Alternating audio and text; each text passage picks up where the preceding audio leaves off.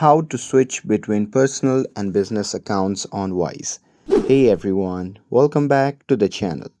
So if you need to switch between your personal and business Wise account, well, in today's video I'll show you how to do it exactly in just a few taps. So now without further ado, let's get started. So first thing first, open the Wise app on your phone and make sure that you're logged in to your account. And now here, once inside the app, you can just tap on your profile icon shown in the top left corner of the screen.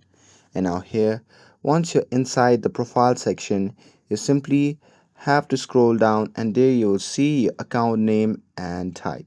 So simply tap on it and now you will see a list of your available accounts. So just tap on the one that you want to switch to and boom.